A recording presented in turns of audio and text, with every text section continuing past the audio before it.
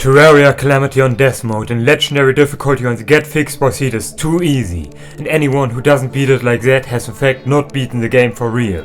And I will show you how objectively more fun it is to play like this by playing on the Get Fixed boss seed and Calamity for the first time, and to maximize the fun you could possibly have by playing Terraria will I play them at the same time. To start this off, did I already make the world beforehand to save us the loading time.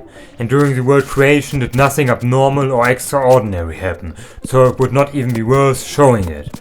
Of course do we then start in the underworld. Where else should we start but the bottom of the map? This is just normal Terraria gameplay designed to teach new players that in fact they cannot dig straight down. And even the NPCs know how much fun we are going to have by throwing a party the moment we enter the world. And as you can see, like every regular tree you would find in a real life world, do these trees drop bombs when you start with the wood chopping process. This is just one of those additions you get from the Get Fixed boss seed to make the game way more realistic than it was before, and especially more fun. And with that did I finally do the thing I will never regret in the slightest for this entire playthrough, and turn on the awfully named Death Mode, as it is in fact the fun mode that makes every boss we will encounter just so much more fun by increasing their health so we can fight them for longer times and therefore increase the fun we will have when facing them off. And then in addition also add neat quirks to the bosses that I did not know beforehand, that will increase the fun I will have when facing off against them through the fun of figuring out what they can now do that I did not know beforehand. With that being said, did I now make some quick high quality privacy valuing houses with more space than I could get away for the price I was charging for them. I'm basically ripping myself off with this one, selling these cream of the crop houses up to the newest safety and living standards for a staggering 0,010 Zimbabwean dollars. And I even was so gracious to already do the interior decorations for completely free.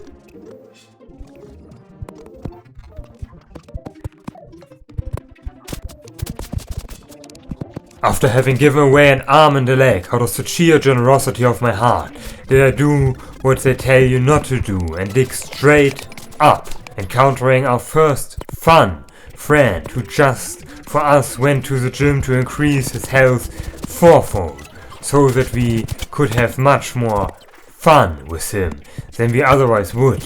I was originally of course a little bit shy, but once I opened up a bit more, did he immediately embrace me with his most slimy hug, something I at first did not know how to handle.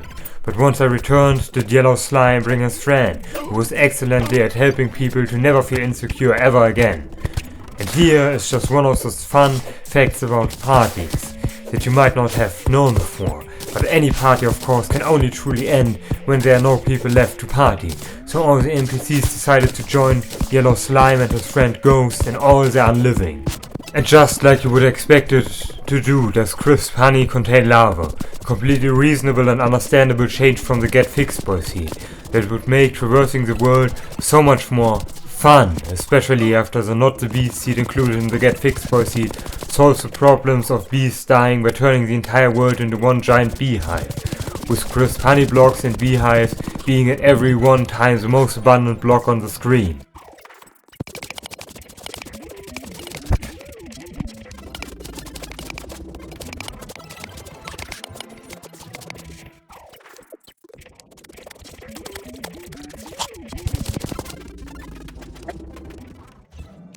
Now that there was of course no longer a party, did the party-phobic demons come out of their closets, creating one of the most fun experiences you could have when building new housing. But in having so much fun with the completely reasonable amount of lava slimes and demons that spawn now that there's no longer a town here, did I realize that I would have to miss out on one of those fun additions to the seed that turns your tombstone into bouncy balls. Such are obviously dangerous, as they could hit someone when you just uncontrollably throw them out. But with how I went to this specific sealed off part to play with my bouncy balls, was it not my fault if demons going there without my knowledge get hit.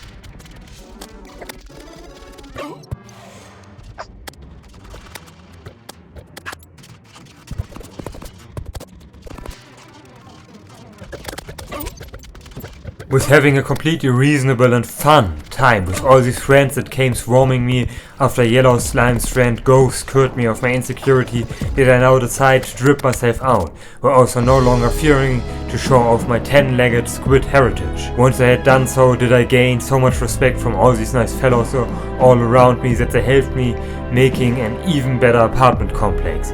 But as Terraria seems to not attract people for building things, would there be no point in showing how we made all this completely average run-of-the-mill apartment complex that would also now serve as a carrying pillar for the overworld, if at one point it were to decide to do the completely unrealistic thing and fall down if not supported by something. Now that all of these things are cleared out, is the time to explore this extraordinarily easy to traverse world. But as I have chosen to create a large world to increase the travel time between landmarks as to increase the fun through the anticipation of having to wait for reaching your goal, will I speed up the footage. But just this once will I slow it down so you can in real life time see the fun that is the constant scene, that is always there for you, if you could have been in danger from not seeing what is happening, bringing you quickly back to your home before anything bad could happen. No words for this one, just enjoy all the fun of enemies having 4 times HP.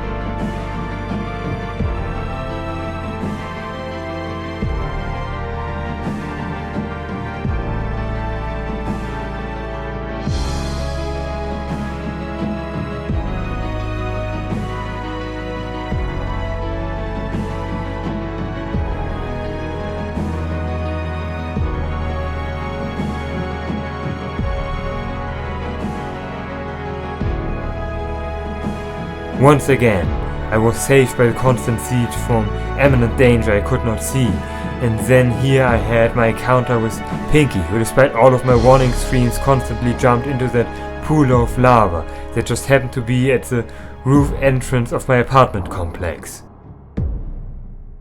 Oh, did you not see why I died there? How about slowed down? Still not? Here, let me zoom in and slow it down even more.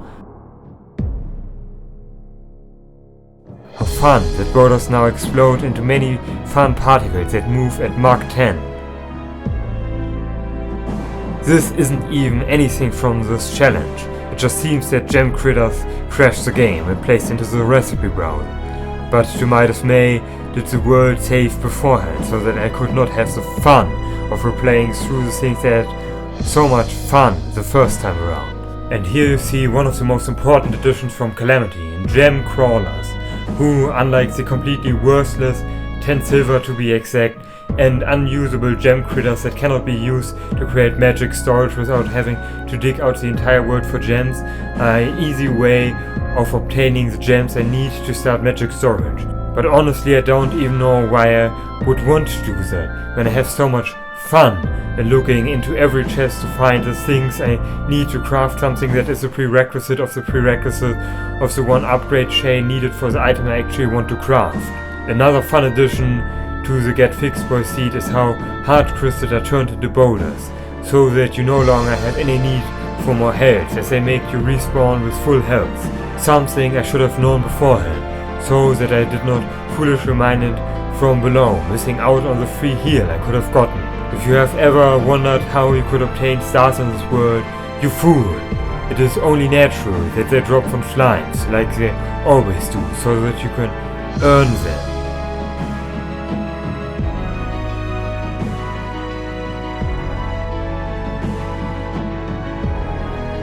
Now, after having found these minecart tracks, that I have exceptional fun on them, and the way back to them. But they lead to the laboratory, that I certainly will not completely forget and ignore for the rest of the playthrough, as it is an integral part of Calamity that perfectly fits into game progression, being absolutely reasonable, and what you need to do to fight an additional boss that will inflict nothing but more fun upon me. With this, I found my first evil ore, but for the insolence of ignoring it was to me pointed out how much more fun I could have when I would return to it. Quickly after, I did so, deciding to mine it in the old traditional way of bombing it away, ignoring all safety standards.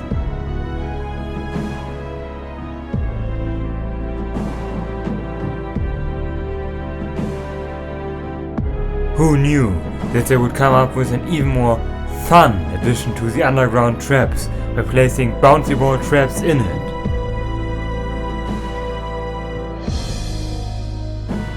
With that did I find the other evil ore, as any normal Terraria world does after all spawn with 2 evil biomes.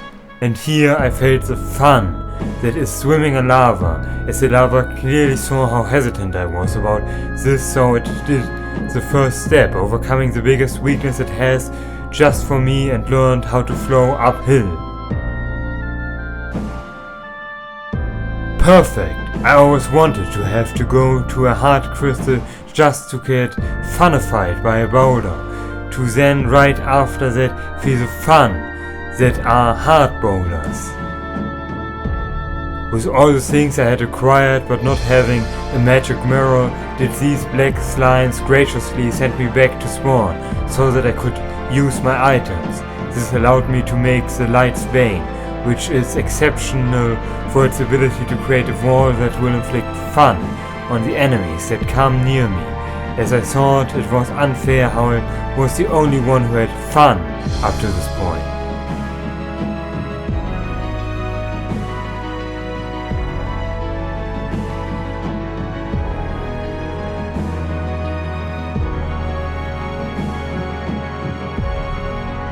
And now, here, look at this. I found a Tim.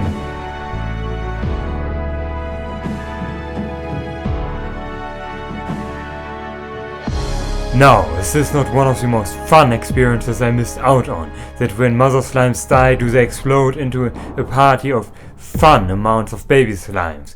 It would surely be super fun to fight off, but here that got corrected for me, to feel the exact right amounts of fun with this new fun upgrade Mother Slimes got. After having had so much fun exploring the caves, did I decide to switch up the type of fun I would have by having lots of fun traversing the open fields of the underworld that have demons flying around in reasonable amounts. While doing that, I also found one of these mushroom hubs that against my will took away the fun I could have hunting down truffle worms to summon Duke Fish from, but that is now something that cannot be changed. After now having had so much fun with demons, did the Eye of Cuthulu decide to join in on the fun, but as I did not intend to fight it at this point, to stretch out the fun I would have with this playthrough, did I purposefully lose to it, so that I could continue having fun with demons instead, trying to find Hellstone. But a friendly demon who came to me elucidated me on the fact that I could indeed not do that. With that, did the Eye of Cuthulu once again think it could simply show up at someone's doorstep and expect a warm welcome, so I once more lost on purpose, and also at the same time proved how useless the demon sides are.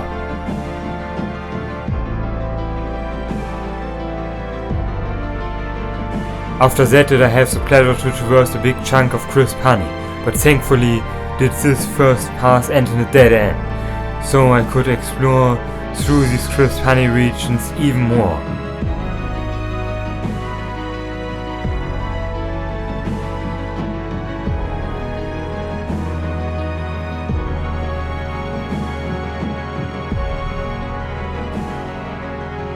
Reaching the beginning of the surface, and a friendly jungle slime reminded me that I had at one point apparently picked up diamonds, and also was so friendly to bring me back home safe and secure.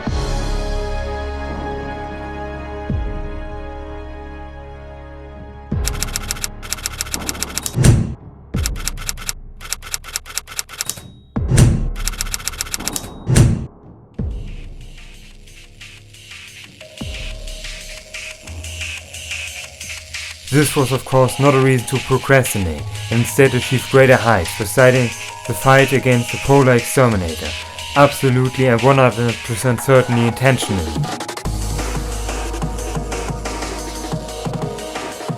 And after some minor interference, did I beat the first boss in this world, in an honorable fight, using nothing but my skills to overcome the abilities of the polar exterminator.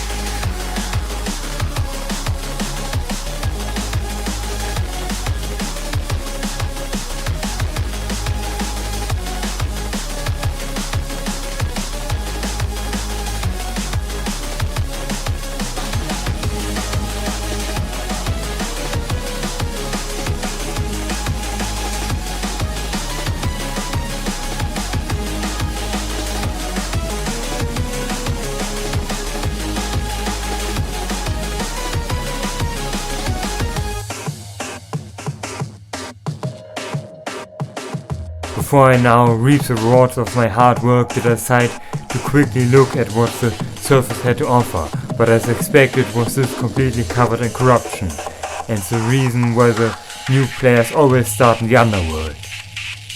With all of that, was I now feeling like I should upgrade my movement, so I decided to pull some developer armor from the polar exterminator's back, getting reach wings to increase my mobility.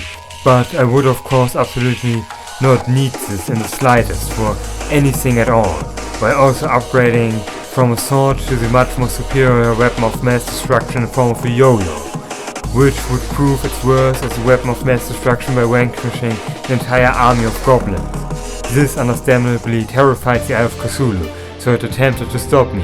In preparation did the nurse help me recover my HP before the fight started, but after having faced against my new weapon of mass destruction, did the Eye of Cuthulu cowardly flee before I was able to finish it off, using trips of deception to flee while I was distracted.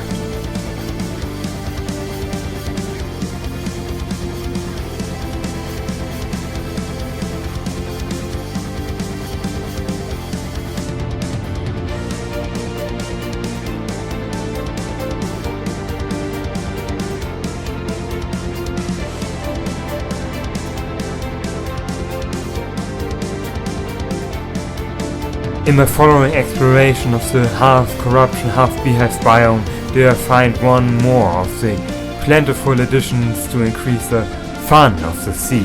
That is, if you befriend enough slimes, does Cling Slime appear in his completely normal and average size, and he is here to judge you if you would be worthy of all the friendship with the slimes. And obviously, after appearing, did he quickly return to his throne. Here there seems to be some bugs that caused me to gain the Dead Man Heads or Tails achievement despite not having went through the fun experience that are trapped chests.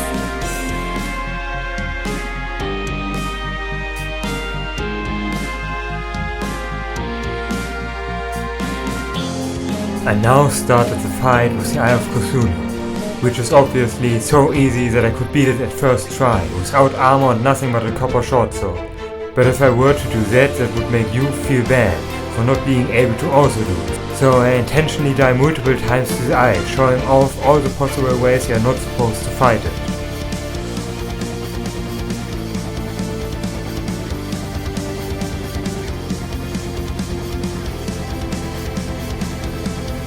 During these attempts I naturally had to wait for night to come, so I had time to do more exploring. During one I totally forgot that cacti naturally are all covered in fun poison that would help you to find your way back from the desert to your home. And if you were wondering why there is no Games Town, that's just OBS not capturing Terraria's Games Town without me having to have a second recording of desktop audio, but there will be sound coming soon. And it is not like there would be any influence in Games Town to keep audible with how much fun all of this is. During another exploration I found out that there's nothing abnormal with these lakes on the surface, all being the average 500 degrees they normally are, perfect for all your cleansing needs. Shortly after that I want to make sure that the Wall of Flesh would be ready to join in, and it clearly loved having lots of fun with me, but I decided that I should do the Eye of Cuthulu first, to not make it feel left behind. And I think for all of you who aren't able to immediately pick up on the super easy AI of the eye, can I tell you that all you need to do is to move in one direction up and down, until the eye is done charging, at which point it will go to your other side, and anyone who would foolishly try to outrun that would take damage from the switcher. Then for the second phase, you should have some ranged weapon to quickly kill off the small eyes, so that they do not impede your movement when the eye gets faster. And as someone who clearly knew that from the start was never about enough, the amounts of attempts would at some point guarantee success.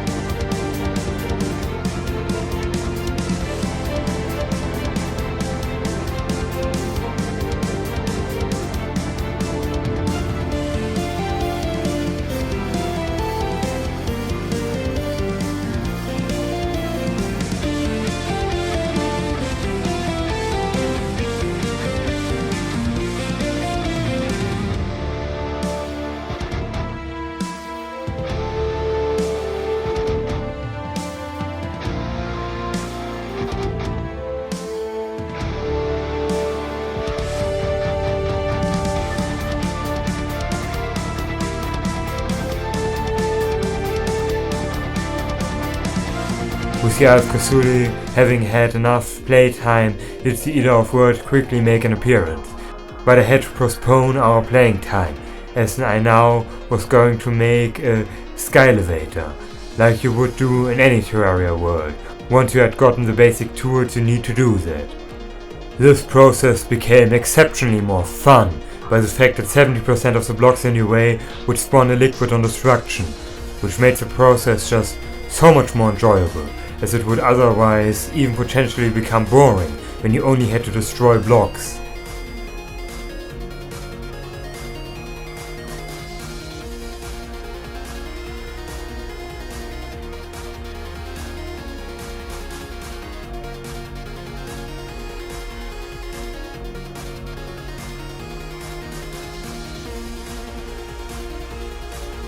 Something my summons helped to find that I totally overlooked was then the speed lava, that is here thanks to there being a beehive every screen length, and I think it would be unfair if only I have this much fun, so why don't we introduce a bee counter for every time you get graced by Her Majesty's appearance, and you can decide what you want to do every time this counter appears all for yourself. While digging up was I able to figure out that King Slime is just so much more patient than the other bosses, as to wait on your return whenever you have to leave for a short while, something that would make playing with King Slime just so much more fitting for those who just can't play for long amounts of times at once.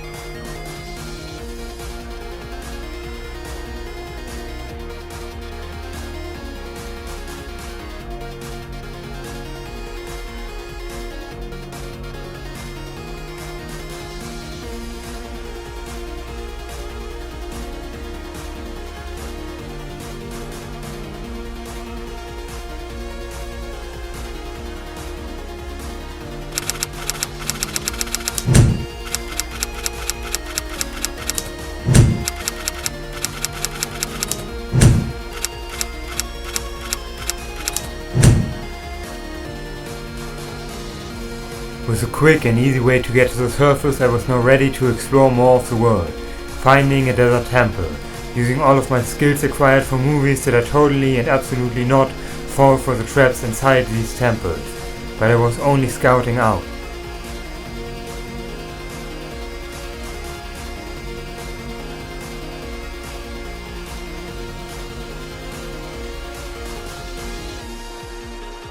So I left the desert temple for now and found this one specific tree that I am mentioning for no reason whatsoever, as it will not be relevant for anything at all in the future. It was now time for King Slime, and thanks to all the skill I possess, was this fight so easy that I could even do it with closed eyes. In this fight I had no terrain bonus at all, unlike you normally would have. Having to fight a king the size of the screen in exclusively for me hard to traverse housings.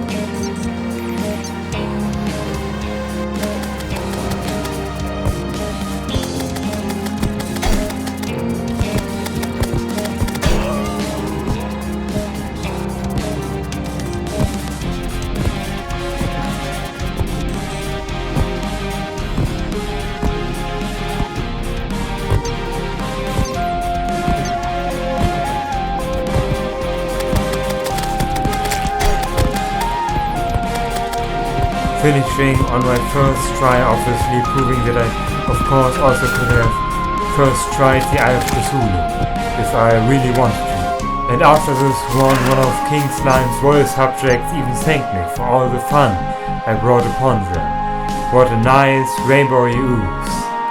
Now to prove the mastery of my game, did I have fun with King Slime multiple times, during which this one time he seemed to have an urgent matter, so he had to leave before he was able to receive the maximum amount of fun I could give him.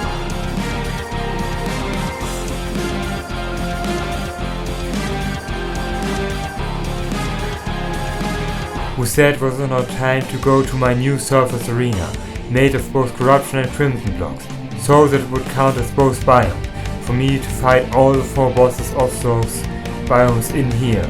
This started with me simply showing you what an exceptionally large lad the Eater of Worlds is, thanks to Calamity's death mode. And just as we are used to, drops the Eater like this when you beat a segment, so that it would be easier to beat him, to get the Shadow's Gauge to make better weapons after, as this light gift clearly isn't a great weapon at all, compared to what you otherwise could get at this point. That is why the Eater of Worlds drops this absolutely insane amount of light discs that sell for below average prices that would barely be able to get me anything of worth. And by the way, the Realm of Cuthulu has to be just one of my favorite boss fights in this. How it can teleport inside you, embracing you with a creeper so that you would stay perfectly inside, is just such a fun and interesting mechanic it got that would make facing off against it an absolute blast of strategic maneuvering to emerge victorious. And to finish off the show of bosses you could fight at this point was the slime one,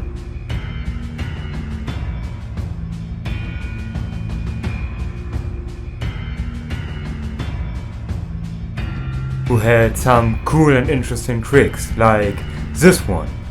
Just absolute fun, this one is. And to now talk why I made an arena like this instead of the far more superior arena of planks and open space, that was simply so I wouldn't have too much fun with the spiders spamming webs everywhere they go, making movement after 3 seconds of being in the crimson a journey worth remembering. In addition to this just absolutely great amount of enemies spawning, like I absolutely remember it to do a normal gameplay. I then thought that it would be time for me to explore a bit of outer space that got made insanely more enjoyable by the much more realistic increased amount of low gravity, even allowing you to travel to other planets if you wanted to. That being said, there still was an unexplored desert that would allow me to face off the Desert Scourge, of which I have to be honest now, did I not record much of, forgetting to press the record button, but I only saw him 4 times anyways, so there's not much to talk about there. What is much to talk about is the oceans, which the left one started to introduce me to the joy that are hive tumors, that thanks to the normal world generation are spawning everywhere on the surface, and the other ocean was even more fun, starting off with the great fun of me having to play a good round of Where's Waldo with my own character. What a joy that I was able to do something like this. And with spawning so deep underwater, you could have the thrilling experience of trying to find your way out, just to see that there is an even more thrilling adventure right above you, with the other layer you expected to find inside the ocean. During all of this I even had the chance to clear out the acid rain, even getting greeted by the Aquatic Scourge, shortly after I even found out about the 3rd layer of the ocean. Did you not know that the ocean consists of 3 layers? Silly you!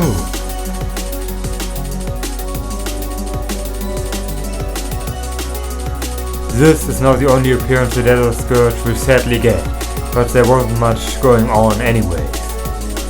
Followed by the appearance of the Perforator Hive, with his fantastic spawning requirement of having to find a rare spawning enemy to even attempt you to do the fight.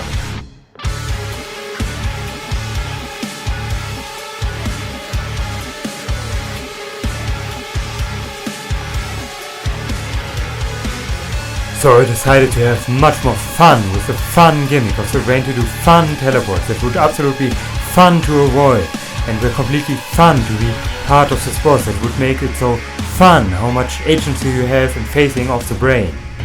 Finally I settled down on the Slime God as my first enemy, just as you would expect from regular boss progression. Obviously the Slime God comes after King Slime.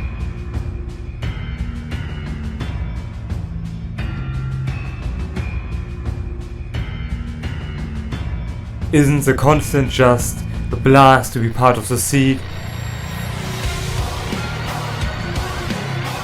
The constant is just the best mechanic any video game could ever possibly have. And just like you see here did the Slime God despawn, like a little bitch when I was close to winning and total of 3 times on me while facing off against him. But it is time for me to now decide to win this, as I no longer have anything to say to this. Really, this is just such an easy boss, maybe even easier than the Polar Exterminator. And I have to mention I obviously only turn on 25% brightness with cheat sheet for your viewing pleasure, and not so that I could relax my eyes a bit from staring at a pitch black screen the entire time trying to spot poorly lit enemies.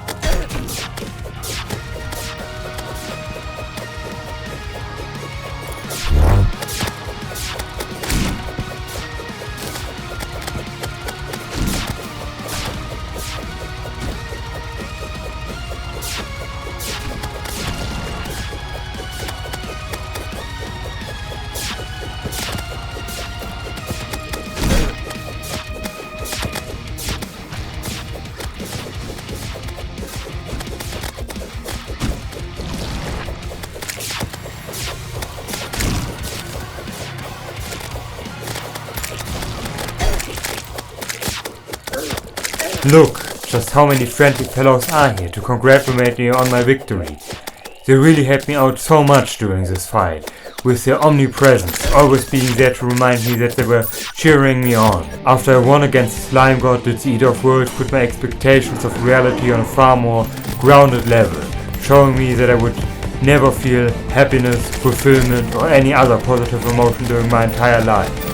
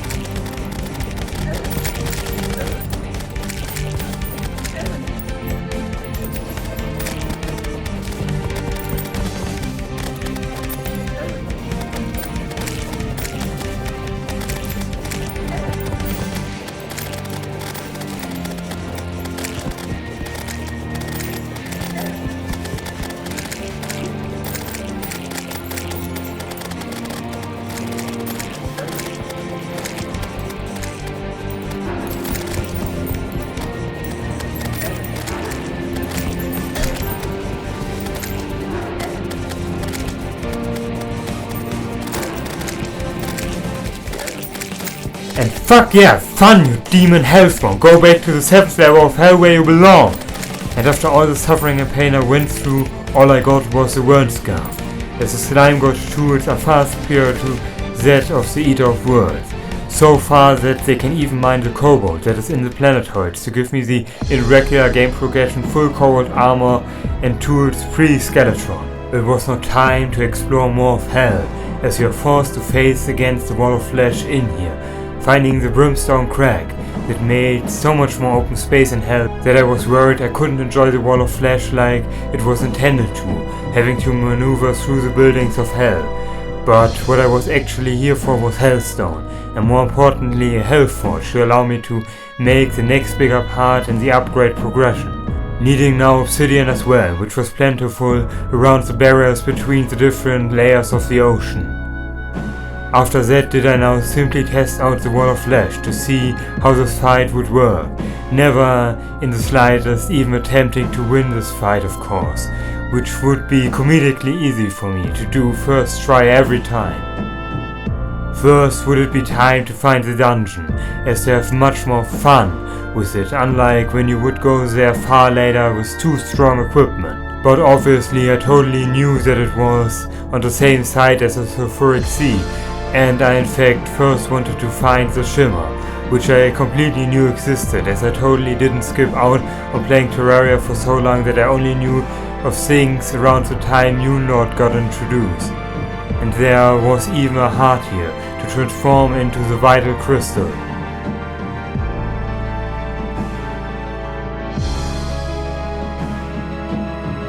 I was now ready to have the greatest experience in my life, mining the cobalt of the planetoids with this interesting gimmick of you needing to precisely regulate the height of your jump, while being chased around by a fun ton of harpies. And also obviously keeping in mind that there is the constant, that forces you to keep a light source in hand at all times.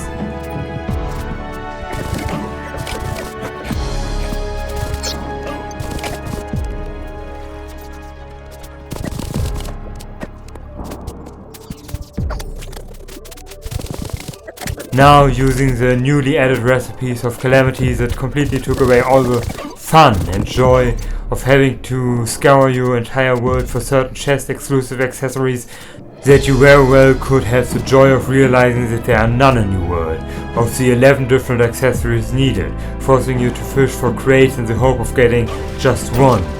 Was I finally able to make the Terrorspike boots, which made it so that the Perforator Hive fight got so easy that I multiple times fell asleep during it, not being able to finish it. But then I finally took my anti-sleep pills and easily finished off the Perforator Hive.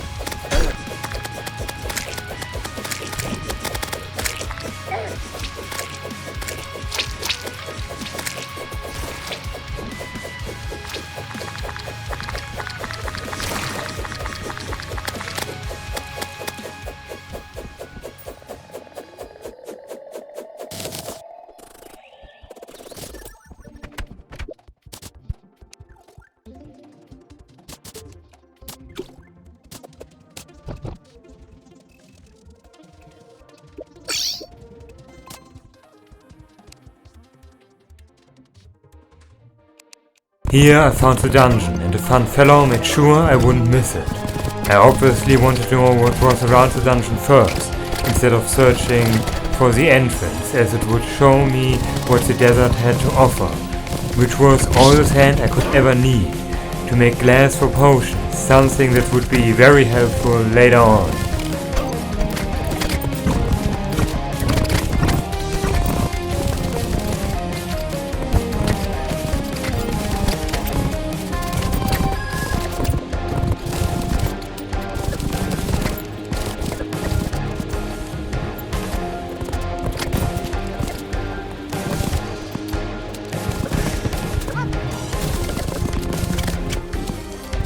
Then I finally went to this one completely random tree that I found through my deductive skills of making out the exact contours of the dungeon that beforehand I clearly never went into before, as otherwise I would have immediately known that this is the entrance to the dungeon. But before that, what I wanted to show off the fun and joy that was the brain of Cuthulu once more, followed by a fight against the Hive Mind that I only lost because my keyboard suddenly randomized all the keys on it, and for no other reason.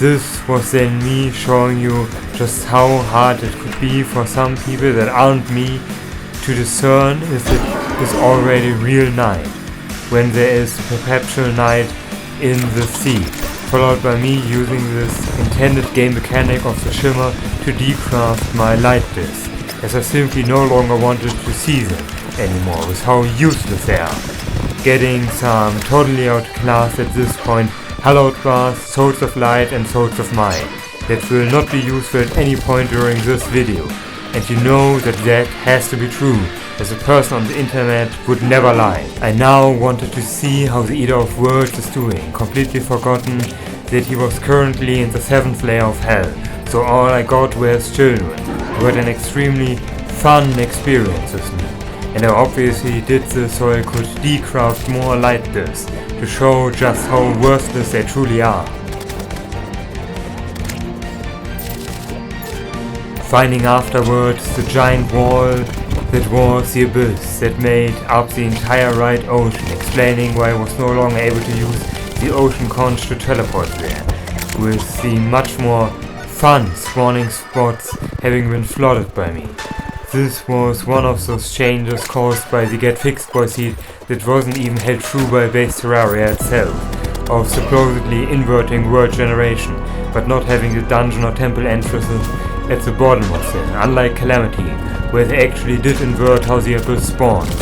And on the other side I then found something that will have to make us sadly say goodbye to the constant, as I found the light pad that would permanently make it so that it was bright enough for the fun that is a constant to never appear again. Now did I feel like doing a Danmaku, but I was completely disappointed in just how easy the torch god was, that I needed to artificially drag out the length of the fight, and even make sure that the bullets are all concentrated at one spot, so that it would be no longer spread out as much, creating just far too much openings.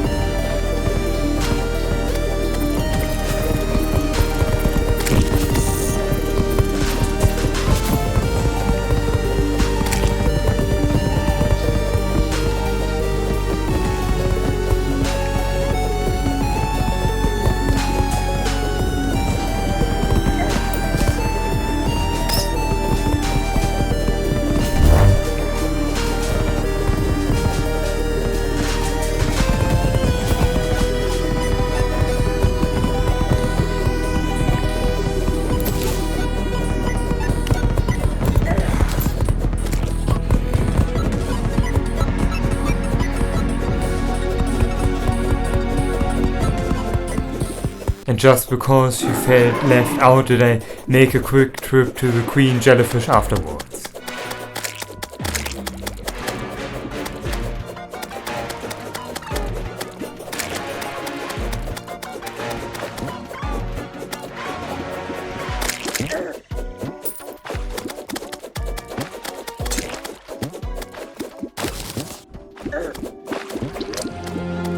Finally, after all that, was the time for Skeletron, in my newly made arena that was made for gemspark blocks, as they were fitting for the space theme the dungeon would get once the lunatic cultist spawns here, and at the same time did it also count as a jungle, so that I could properly meet Her Majesty for the first time. What I then realized, obviously instantly, was Skeletron now, in addition to having 2 extra arms, also takes no damage while he has arms. Something I just found so rude that I left promptly. First trying beating Slime God again to make some Zen potion to express just how calm and collected I was about all the great additions of legendary get fixed for Death Mode, before deciding to beat the Hive Mind first, who is just such an easy boss that I didn't even need to bother with any arena of any kind. Learning all ins and outs of the boss fight on the first ever attempt I had with the Hive Mind. And being as good at the game as I am, did I not ever get hit by this boss that has spawned in this world for the first time once.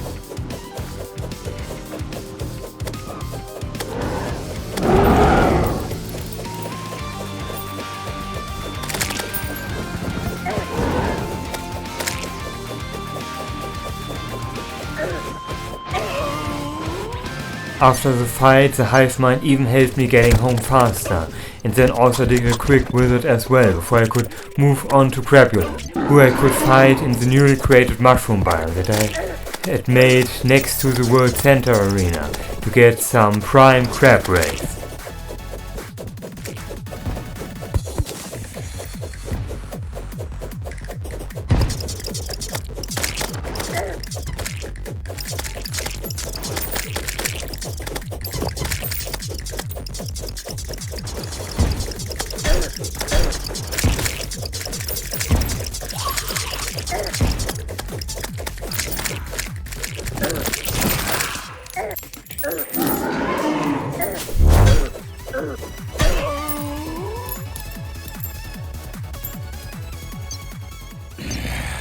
The only bosses left before the Wall of Flash were now Skeletron and Her Majesty.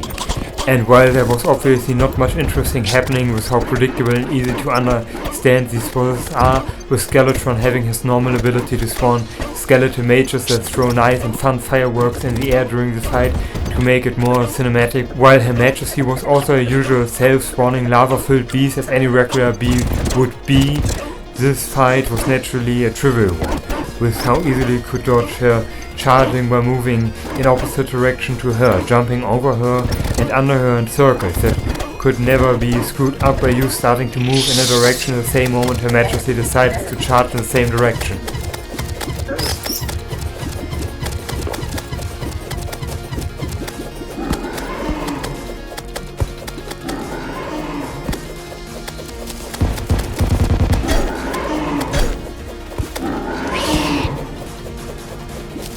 Afterwards I moved on to Skeletron, having overcome my disgust of him being so pretentious to take no damage while he has arms, giving him the most fun time in his life, while feeling immense joy at seeing how many skeleton wizards were there, giving the firework show just for us, being obviously overly cautious that it would never interfere with this fight.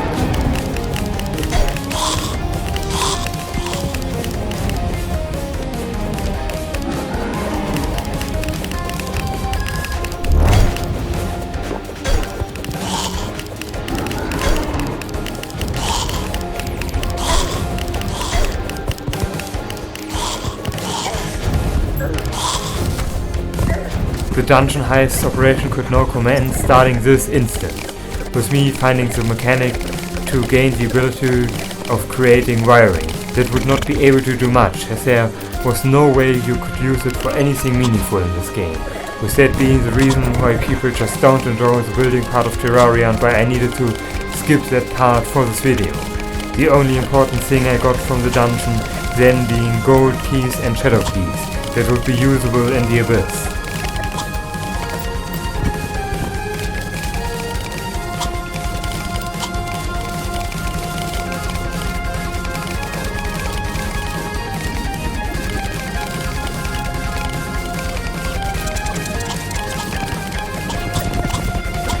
And before we move on, I wanted to mention quickly that simply beating Her Majesty will not mean this is the last time we will see her, as any true queen would be eternal, and since the start of time, be the Queen of Bee.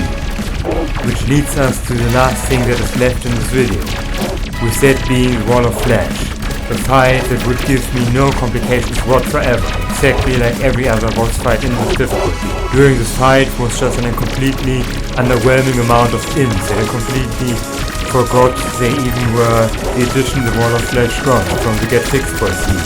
On the other hand was the addition of Death Mode for my pleasure and enjoyment to increase the fun of this fight still there in the form of the slowly, strongly homing demon sides that are just as useless as I had proven in the beginning of this video on the Eye of Cuthulu, never even remotely being in the way of my movement due to their slow speed, only ever covering one part of the screen, which was not even the part I ever wanted to be in. What I also could show is how trivial the Wall of Flesh becomes once you have water walking rules, with creating a long platform being completely over the top. A sentiment that I would clearly also have if I did not have wings and couldn't stay in the air for multiple seconds.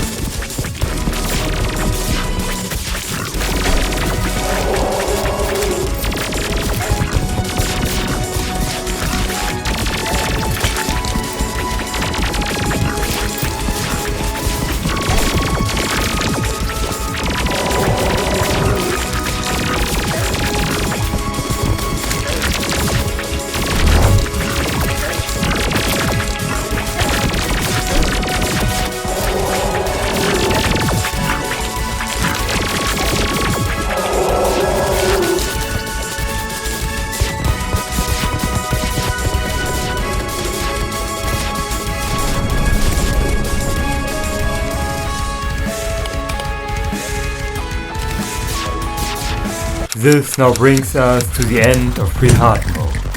And if you are wondering how I got so many potions, that was due to the Calamity letting Blood Moon enemies drop blood orbs that can substitute for potion ingredients. So with the help of the Zerg potion could you farm enemies on the Blood Moon using banners to decrease the amount of damage you take. So that with Cobalt armor and hearts dropped by enemies could you out-heal the damage they do to you, needing you to only stand in place holding down the attack button.